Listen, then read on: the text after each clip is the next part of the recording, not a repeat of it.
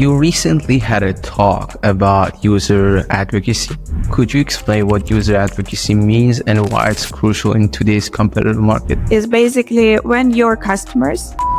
User advocacy is a nightmare of a product manager. Some people, somewhere, recommend your product to someone. You can't measure it, you can't control it, you can't invest into it, you can't grow it. I was reading the book 0 to 1, written by Iterating. In a chapter, it talks about that PayPal has this referral program in the beginning where if you invite a friend, you get $5 to $10. The problem with that was a lot of the people start to use that function of inviting people to get that $5 to $10, but they never actually used it. If we want to make a referral program sticky for users, do you have any suggestion there?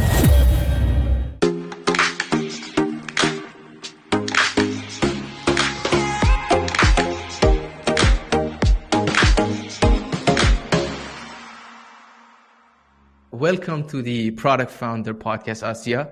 I'm so excited to talk with you today. Could you a little bit start by sharing a bit about your product journey and what led you to your current role at Wise? Hi, it's such a pleasure to be here today. Thank you for having me.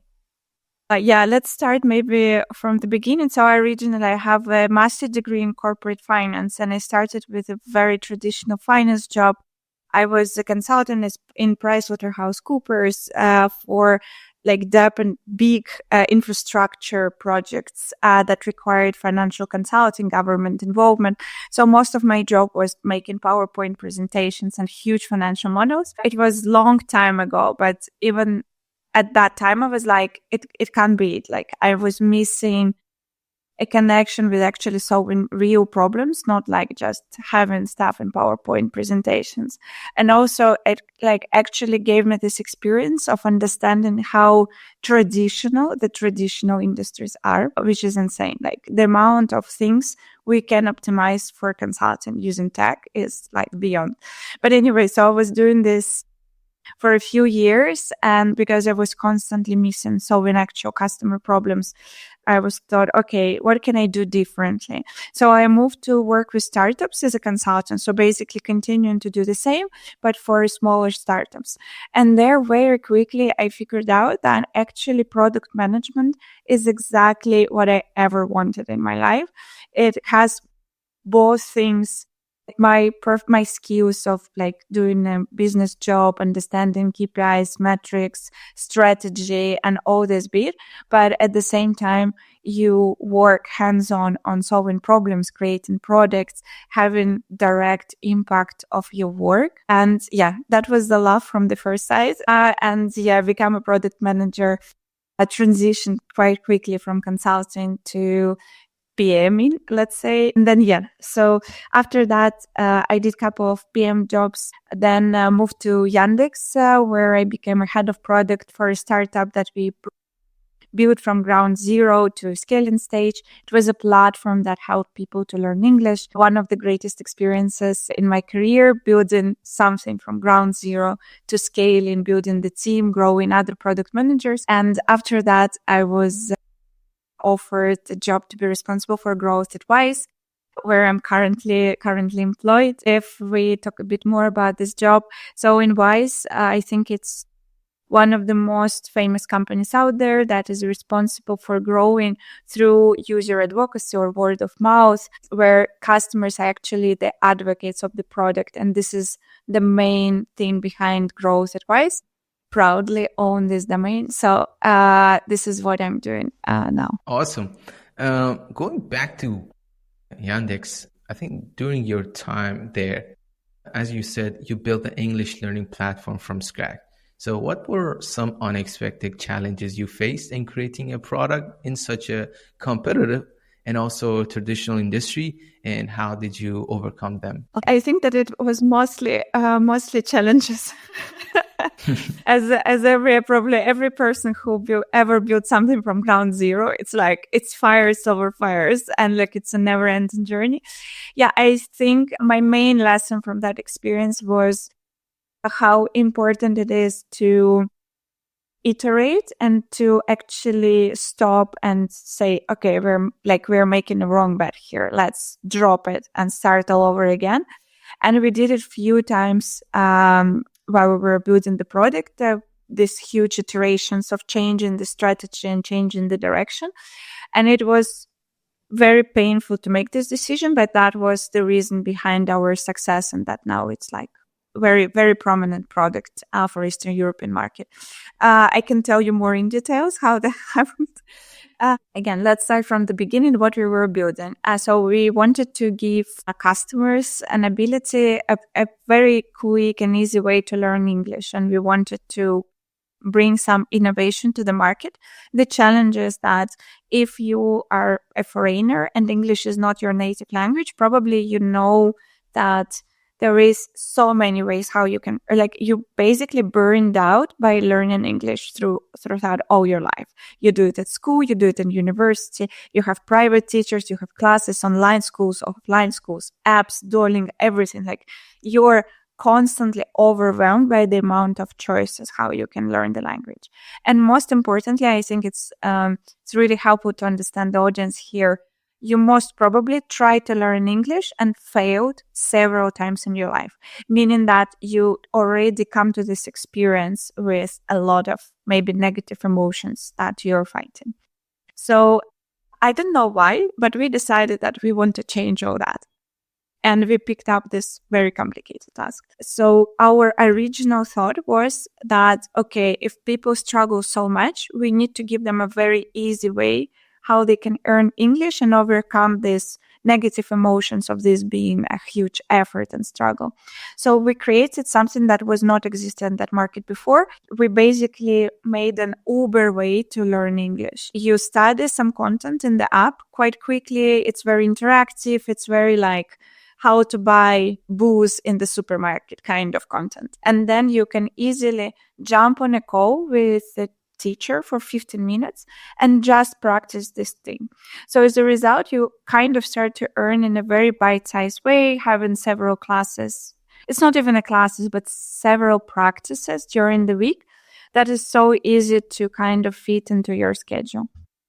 So that was the original idea. We built an MVP, we proved it, we started to grow, and we were like very happy that we saw, like, the graph is moving and more customers are joining. And so this was, I think, one of the most complicated decisions in my product career. So imagine yourself in this moment, you proved it. You think you made it. You understand how your product should look like. And you now scale in the team. You hire in more product people, more engineers, just to make this product better. And then, like, you already invested months of working with designers to put how the platform should look like, and you tested and over-tested it. Your engineers scoped and over-scoped everything. So you have this massive effort and commitment behind you. And then all of a sudden, we start to see that actually, after a while, we have a significant drop in retention. Because customers, because they have such an easy way of learning English, the commitment on their side is actually lower than if you kind of join the school and stuff. So as a result, we were very good at acquiring by this model, but not retaining customers. And while we were testing MVP, it was not that visible because it's another learning that I have in my career. If you do any beta test or something, the amount of the positive feedback that you get from your customers is higher than when you're scaling, because these customers feel very special. They feel like a beta testers. They're much more likely to continue to use your product. But when you scale, the customers, it became less motivated user group, let's say, and you start to see that your retention is not great. So we obviously picked this up and we were like, oh, what we can do to improve the retention? Let's do this. Let's do this feature. Let's try to ask them to pay for 3 months in advance, or all these problem solving skills that every PM has. We started to do that. And then at the same time, another problem came, that what we learned is that if you part of the education, the success and the quality of education is the quality of the teacher. And if you scale the quality of the teacher, it's harder and harder to get experienced teachers at the cost that would make sense for your unit economy. So as a result, we started to scale and we were struggling to find good teachers. The ones that we were finding were like asking to pay us, like asking to get paid much higher than we could afford. And this problem started to happen. But again, just to understand this situation, you already so invested in what you're doing. You proved that it worked. You hired the team to do that. You're already implementing it. And there is this signs of something is not going exactly as planned. And you're in this like startup environment. And to stop at this point and say, are we actually investing now in the right thing? How that would look, let's say, in 6 months, in a year, or like whether we're choosing the right direction, I think is the hardest thing where all the product managers fail, no matter what is your level, whether you're a junior or you're in a very leadership position, because you have such a strong investment as a human into all that, because you're the one who's making a decision. And you need to be very confident, and you need to be that confident that to convince your team and to convince investors or your leadership. So you have a lot of human investment into that. And then all of a sudden stop and say to yourself, did I make a mistake? Is it still the right direction to do? That's the hardest thing for us as human beings and product managers. So at that point, we start to see the signs, and I see this as a turning point kind of in my career, because I know that organically I would continue to work on the conversions and onboarding journey. I work on like speeding up the retention with 300 ways how we can do it. But at that point, we made a decision, okay, actually, we do not think that this could work in the long run. And we stopped. We dropped everything, and we decided that, okay, on a long run, we will not, it's scaling, we would not make the retention as exactly as we wanted. We need something new. So we completely reiterated the product with making this MVP just as a part of the product, not the whole product. And we rebuilt the education to be more long-term with much higher commitment. That was the first thing that we did. And the second one, instead of investing in all the platform and beautiful user journeys that I created, we had to drop everything and instead build a platform that would help to guide teachers how to do classes at the high quality.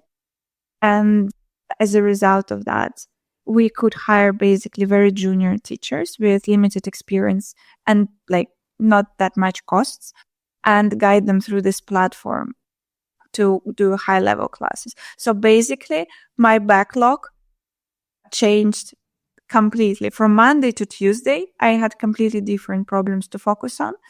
And I guess this is the biggest learning if you work in startups and you actually work with growth and you do understand that the world around you is changing constantly. You should not be afraid just to drop everything, admit that you're moving in the wrong direction, and just reiterate as fast as possible. And so the whole product was shut down afterwards?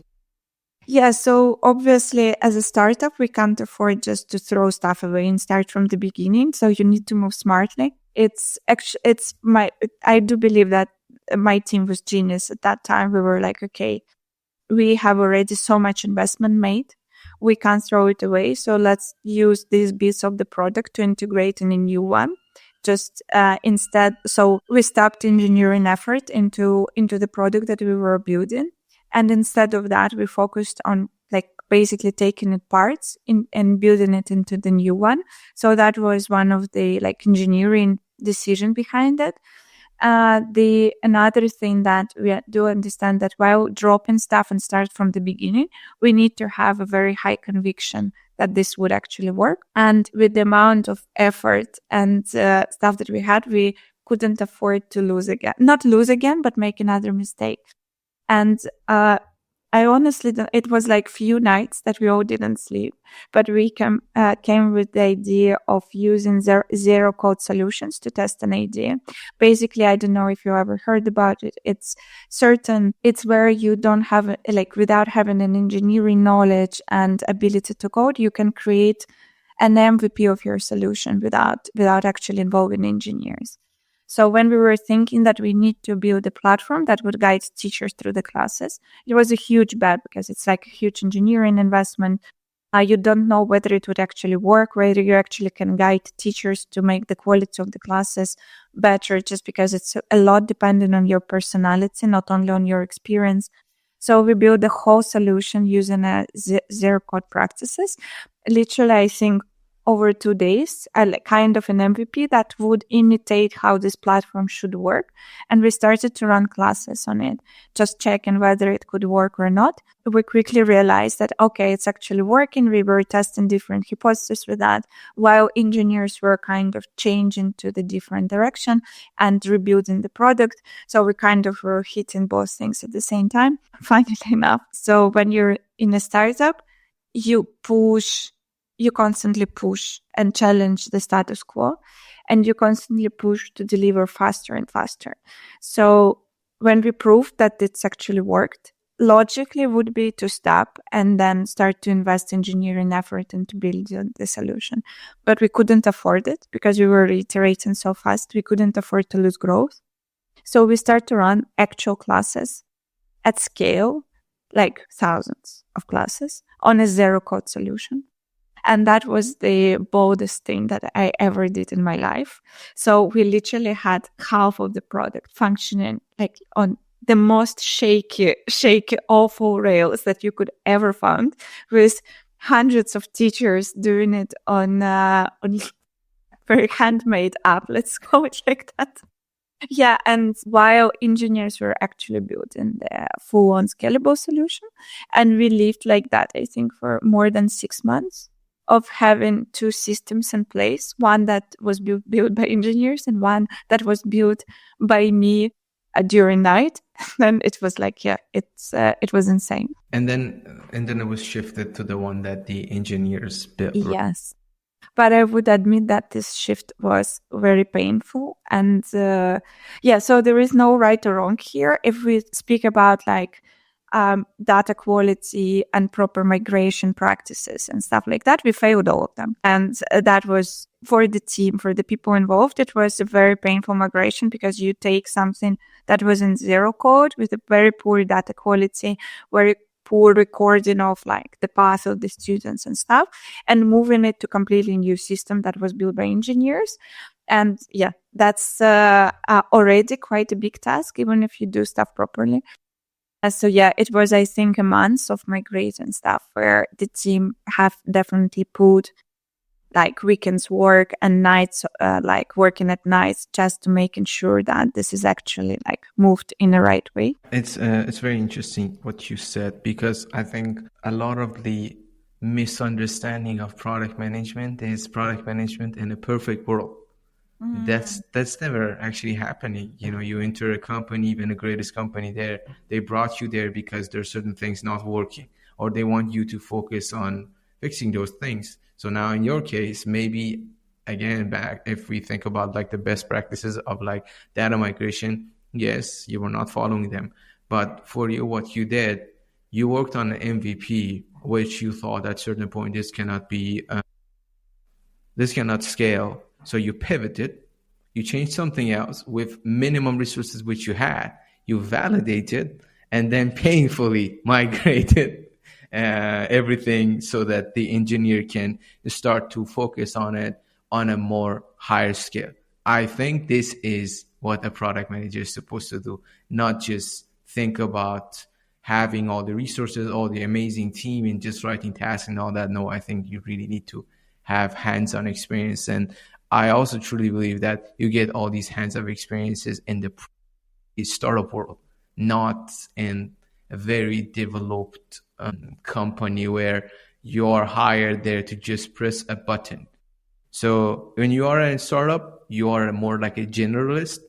When you are working at the bigger scale company, you're more a specialized person that was hired to do only one thing there. Yeah, this is, I think, would be one of my nightmares. If I ever hired just to own a button or something, like when you can't, again, I think it's one of my passions in life, to feel that I'm changing stuff, that I'm bringing value, that I see the impact. And in large In large scale companies, it's much harder to do. Luckily, Wise is not one of them. It was one of my fears when I moved, that I was like, oh my God, I'm joining much bigger company after a startup, but Wise is still a startup. No matter how big we are, it's still very like fast-paced, autonomous environment. But on the previous point that you said, I think it's a very valuable thought to highlight that all the product management practices that you read online or in the books, they're kind of set up in a perfect world, and people are not talking much about like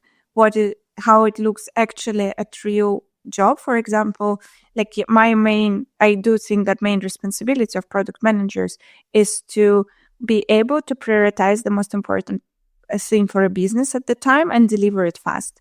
And that's like literally the main value of our job. And there are many fancy frameworks that you can use to do that. RISE, MOSCO, but basically everything that helps you to size impact versus effort. As simple as that. And I guess, again, any person in time can use this framework and just prioritize backlog and start doing stuff. But the devil comes in the process when you actually, like, you made certain decisions, you invested certain effort on your side and your team on doing that. Then stakeholders came and they asked you for something. Then engineers like thought that the scope is smaller, originally, whatever. The competitors maybe launched something. The world around you constantly changing. And in all this noise, to continue with a fresh eyes, looking at what are you doing and saying, oh, this is the right thing. Is it the fastest way to deliver that? Is it actually the right hypothesis that we're testing here? That's one of the hardest things to do for anyone involved. And there is like, you can use any fancy framework you want. You would still kind of fail making these decisions. And you need to constantly work on your, say, mentality of challenging yourself there.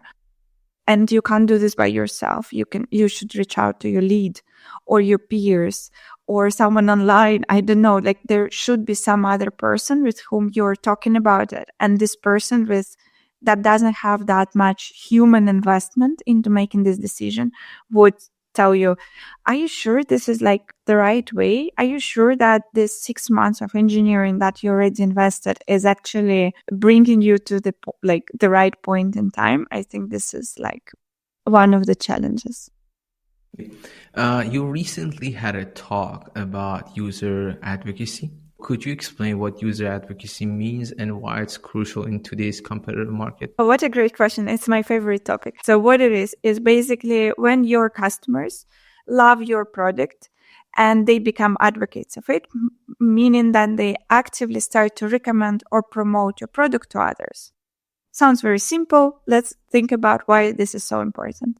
So unfortunately for all of us, nowadays, the markets are hugely competitive. We long past the times when you just had a great product and that was it. You would become the next Facebook. Unfortunately, these times, you not only have to have a great product, you need to have a great growth strategy. One of the main reasons why products fail nowadays is that they would not able to find a scalable way to grow. And one of the obvious things that all of the products out there do, they start to heavily invest into the paid marketing because it's something you can control. You figured out your MVP, something is working for you. Now it's time to get more customers. How to do it? It's so easy. Just like throw some budgets into it and acquire like new leads and new customers. And you show already growth to your investors, for example. Everything is great. But unfortunately, this strategy is not sustainable. All your competitors would do exactly the same. They would throw money into it. So the cost of acquiring the same customer would become higher and higher every day. At some point, you would be basically in a growth war with your competitors where most of your money would go into that instead of actually building a great product and solving customers' problems and bringing value. You would just try to fight for acquisition. And why user advocacy is so important? You, instead of doing that, you use your current customer base and inspire them to recommend your product. As a result, you start to get most of your customers organically, meaning for free, which actually leads to exponential growth with time. The more customers is recommending your product, the more new ones is joining, the more of them again start to recommend your product. As a result, you have 10x growth. I think the most user advocacy is one of the greatest tools out there. And I think the most important thing here is to understand if you hire a salesperson that would, reach out to 300 people, 1,000 people, trying to do cold calls and convincing them about the product. It would never do the same job as one customer, just telling to 5 people around them, hey, I use this product, it's so great. And that would for free, you would get immediately 5 other customers compared to paying to a salesperson who would do that. So customer advocacy is very powerful in terms of it's free on most of the stuff. You scale your acquisition really fast. You bring very loyal customers to your product, and people who come through recommendations, they tend to stay longer. So you're kind of fighting it in 2 ways. You're acquiring customers and you bring much more healthy economics to your product. Yeah, probably you want to have listen to an example right now, right? No, we will get to the examples as well. Okay. But what I want to also add is, if a person brings another person to my platform, I believe their reputation is on the line. Right. So if a salesperson reaches out to a bunch of random people on LinkedIn, everyone is like, who is this guy? Do I know him? What is he he's definitely going to send me something, right? But if I, for example, tell my father, hey, dad, this is a great product, you should install it. Now he's definitely going to judge me if, my suggestion was not a good suggestion. So something that not only on product, but even on the social platforms, a lot of people are absolutely misunderstanding is we share based on emotion. Now, emotion could be, we see something, we hate it, we share it. Makes us angry, we share it, we react to it, right? Or we absolutely love it and we react to it. So just don't be a product that, it's like, meh, no one really cares about. So I think that's one of the important things. But I also remember in your talk, you talked about to increase user advocacy, there are 3 mechanics: organic recommendation, network effects, and incentivized referral. So can you explain each 3 and please give an example for each? Thank you so much for listening to my talks and having follow-up questions after that. I really appreciate it. So first on what you shared is that if you do not have a great product, at least a good product with product market fit, it would be really hard for you to grow through user advocacy.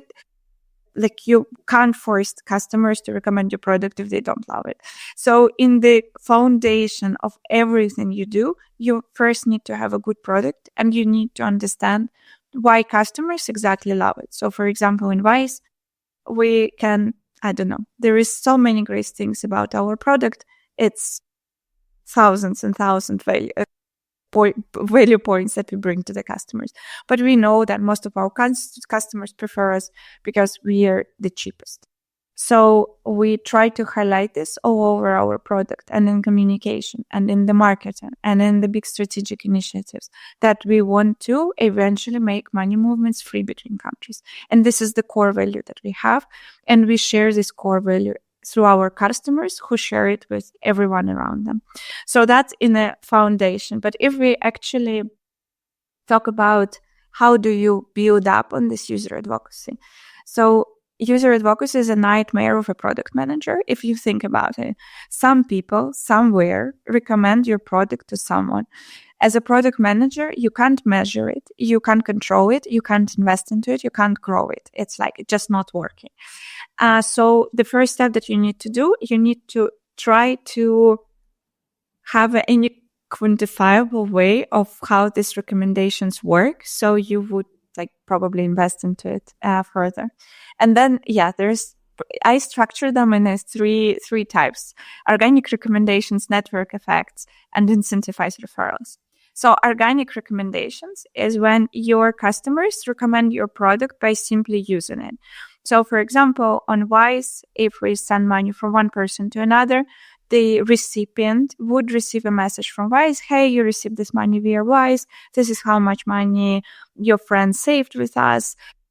Automatically, people around your customers start to be aware that your product exists and that their friends or close ones or colleagues prefer to use it for certain needs.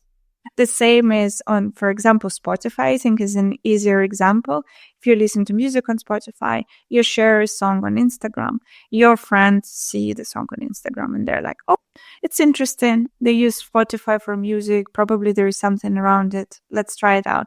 So you raise awareness without investing any marketing into that. So that's organic ones. On network effects is when customers actually benefit from using the product together, and as a result, they're much more likely to recommend it. So in financial apps, for example, Revolut or Monzo, which is a neobanks out there, they have this cool feature of splitting expenses together. For example, you go to a restaurant, you pay for the bill for everyone, and then you split this bill with your friends. So as a result, you are much more likely to recommend the product to your friends around you because you simply yourself benefit from having others inside your product. So you start to recommend it. And the third one, and the most, I think, obvious one, but very undervalued, is incentivized referrals, is where you directly give incentives to your customers to recommend your product. Again, want to highlight, it would not work if you have a shitty product. There is no incentives that you can give to your customers that would force them to recommend it. But if you have a great product and you find the right incentive for your customers to support them in recommending your product to others, you would simply achieve 2x growth tomorrow. So I can talk about incentivized referrals forever. So just for the sake of controlling myself. No, I'm definitely loving it. If we want to make your referral program sticky for users, do you have any suggestion there? Yes. So I think there is two things behind any successful referral program. The first one is that you need to understand that customers always invite lookalike customers, meaning that if you have customers who you perceived as your key customer segment, if you incentivize them, it would much more likely bring you more customers with key customer segment with the same product adoption, with the same user economics and stuff like that.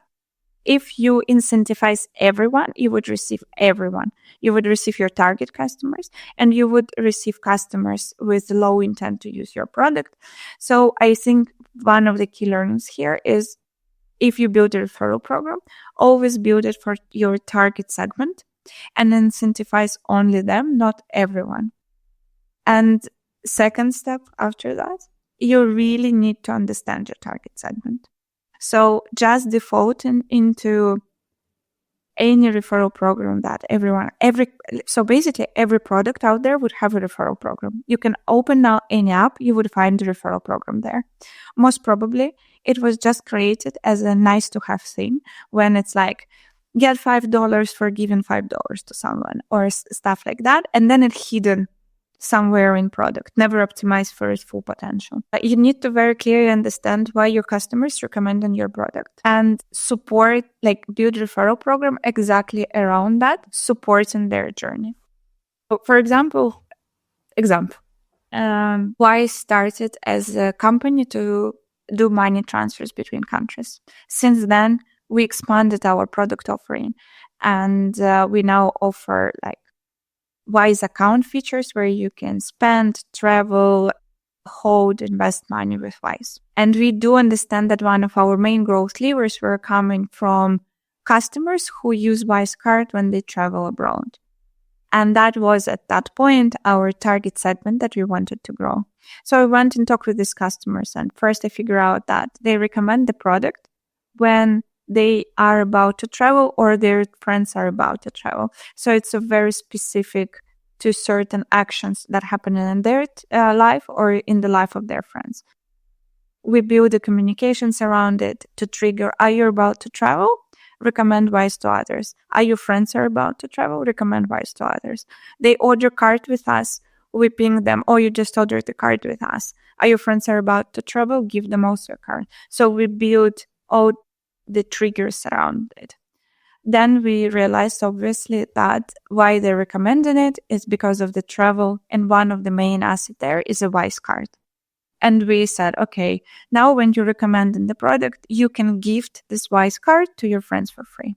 So we basically supported their intention of recommending. And then finally, after many tests, for B2C product, it's now for me a well-known fact. I can prove it with 1,000 A/B tests. Given a cash is perceived as a reward, is the best incentive for your customers, because you share, like, they found it fair. You share the part of the revenue that you would earn from their recommendations with them. So as a result, the program looked like, here is earn some rewards for inviting friends and give to your friends a free Wise card.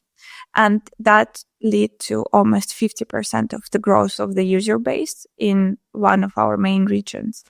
And this program first was never existed before. It was specifically built for this target segment and specifically around the recommendation journey that customer have.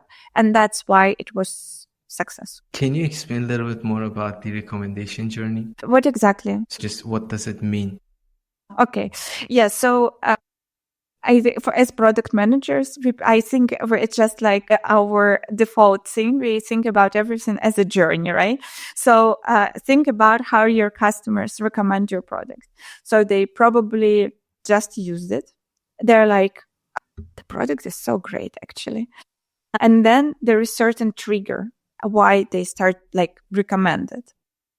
At Wise, most probably they recommend it when someone around them actively shared the need. For example, my daughter is moving abroad to study abroad. I need to send her money. They would recommend the product. Or my friend is now about to travel to Italy and don't know like whether she should take cash in euros or something. I would recommend the product. So first using the product, then there is a certain trigger. Then we need to understand, how do they recommend it? They probably approach and they're like, yeah, why is this such a cool product?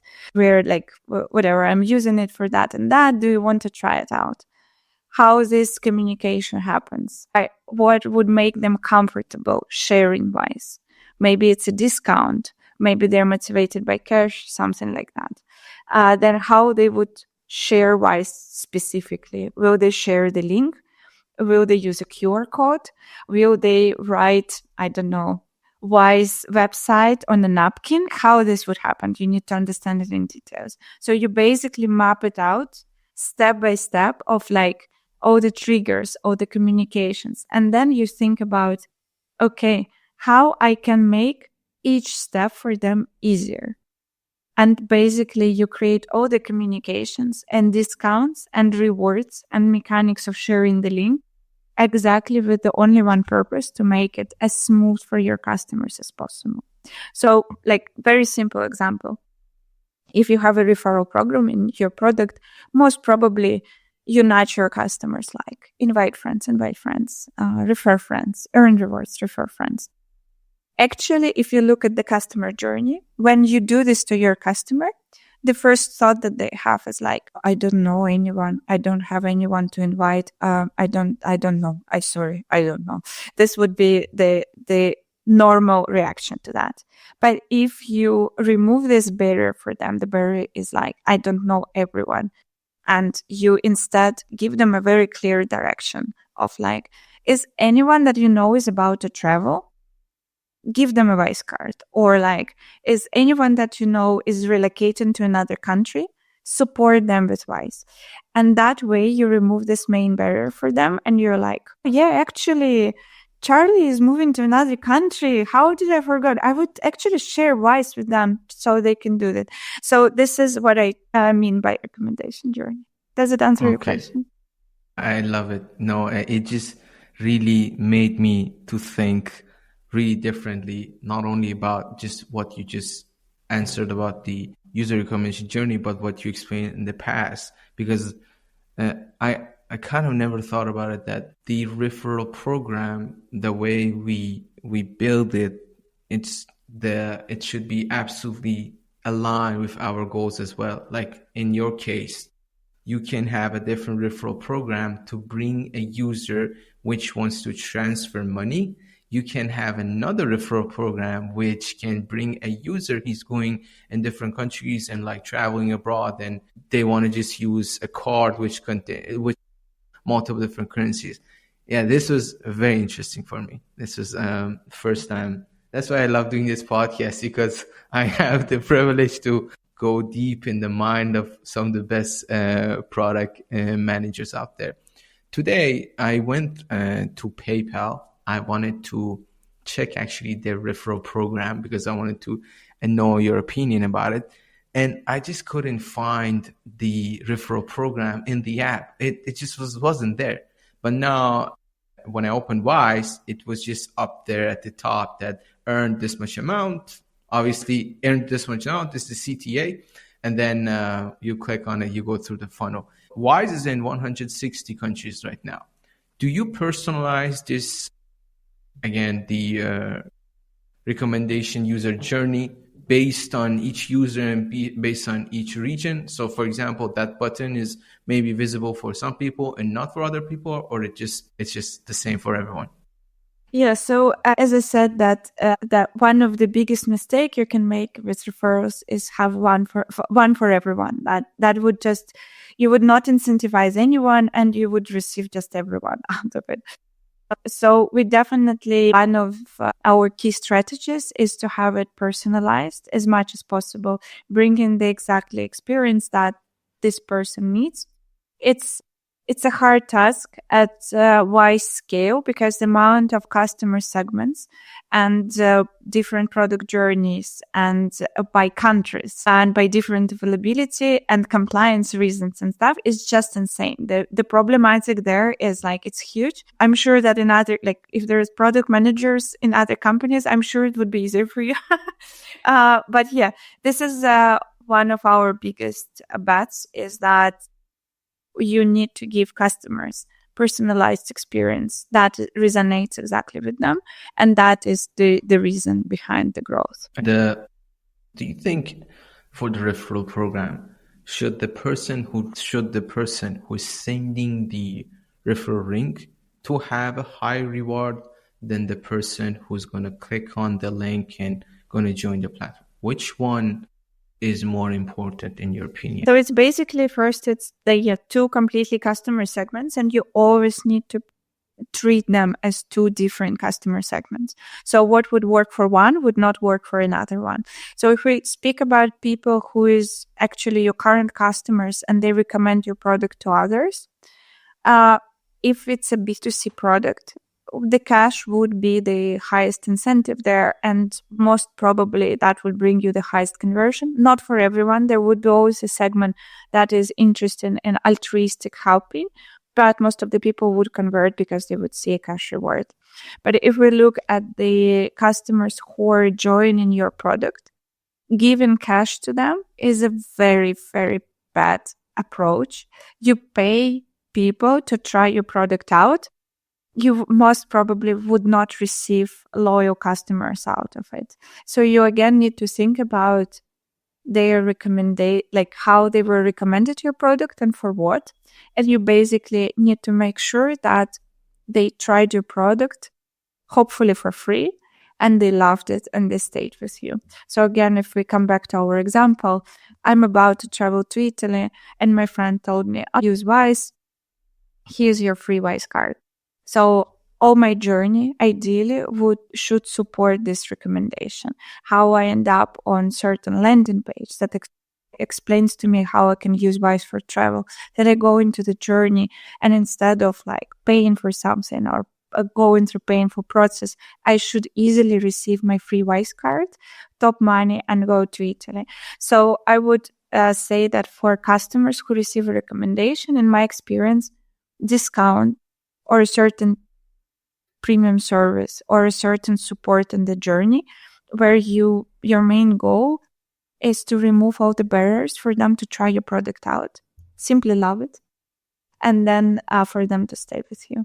The reason behind why recommendation, like the whole recommendation and user advocacy, always leads to exponential growth It's because if you join the product through recommendation, you would be much more loyal customers than ever. So you would stay with the product longer. But most importantly, the probability of you to recommend the product to others would be much higher. So as a result, the more people join through recommendations, the more of them would recommend your product to others, the more of the people would join. So as a result, you would start to see this exponential growth going up. I see. And I was reading the book 0 to 1. It's written by, I think, Peter Thiel, if I'm not mistaken.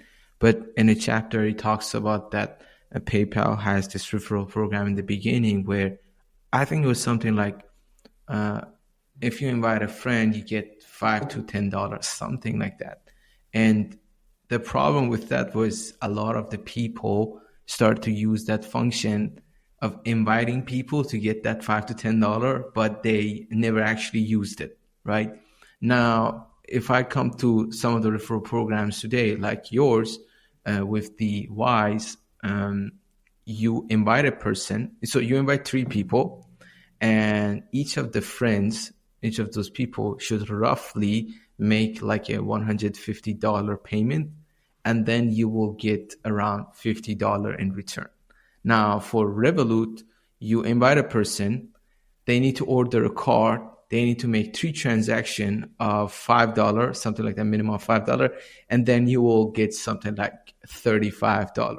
So do you think is this the kind of the journey each of the product managers should think about building a referral program? Like not just I invite the person and then they just install the app and they just create an account and then they get the reward and, bye-bye. So some sort of steps that will make the user stay on the platform or kind of experience the platform. Yeah, so thank you for this question. Actually, I usually don't have time to talk about this, so I really appreciate that we would cover this.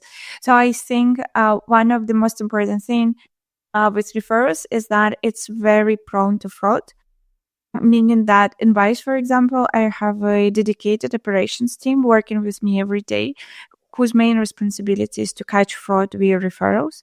We constantly optimize this through engineering, creating certain rules, how we would see that certain users try to scam us for the reward. They're not actually bringing actual users.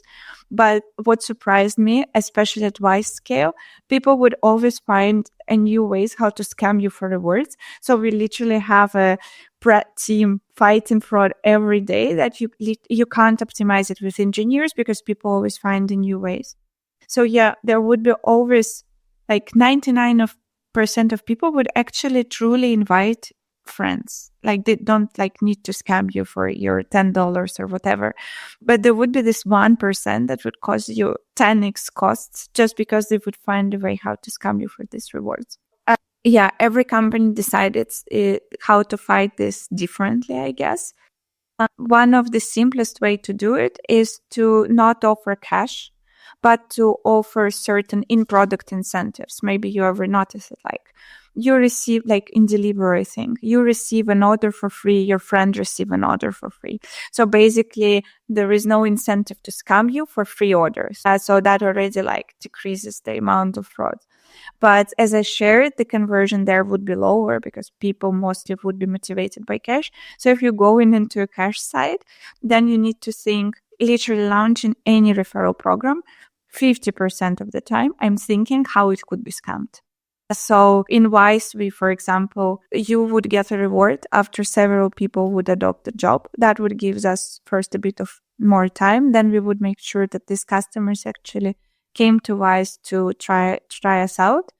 We also use this 3 as a path because we do believe that we need to kind of set from a ground zero for the customers that, hey, you can invite not only one person, but several ones. So it's kind of bringing us to a higher referral retention in the future.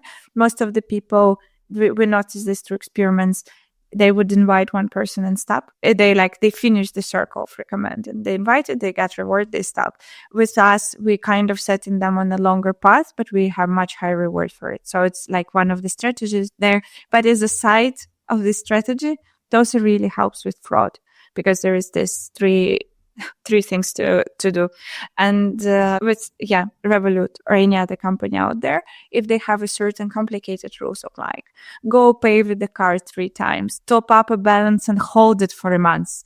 This is like, first, obviously to increase the retention and LTV of the users who come in through the program, but also to fight the fraud. I started using Wise and Revolut from 2019, both of them. I just absolutely loved FinTech products, so I was installing all of them. I clearly remember that Revolut didn't have any like reward for the people who would do a referral. I remember I invited like 4 of my friends back in the university years, and I got nothing. I so much loved what the product was offering that I was like, the local banks are so horrible and they just charge us such a high fee. It's a great product. So I would go spend time explaining to people how great this product is and you need to install it, and like actually word of mouth. Now, one thing which I saw that both PayPal and Revolut have implemented was a time period.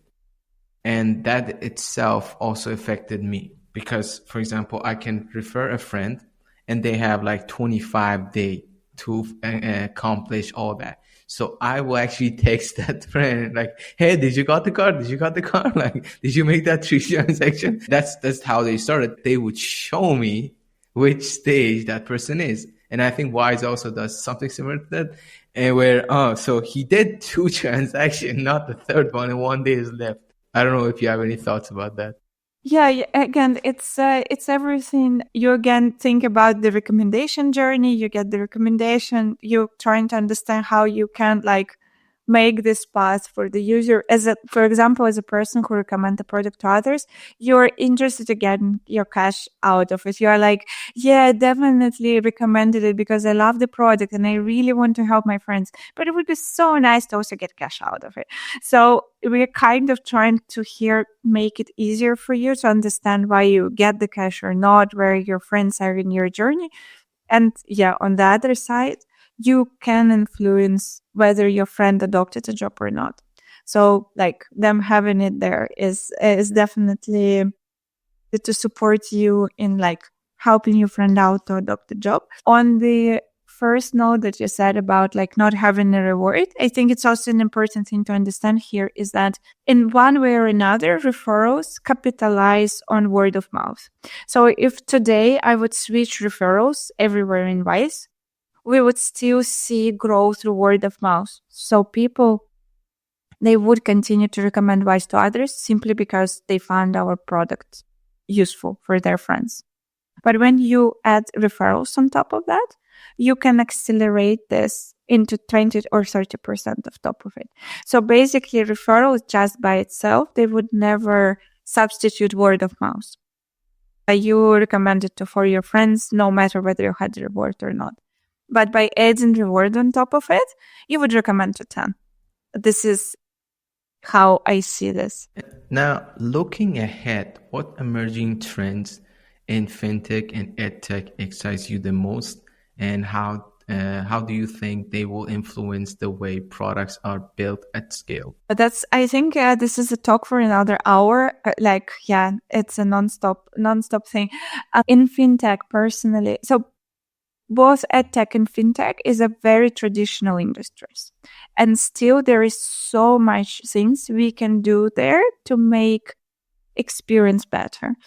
If you use banking products, you could still see how unoptimal it is, how amount of compliance, legal verifications and stuff that you need to pass through to send money is insane.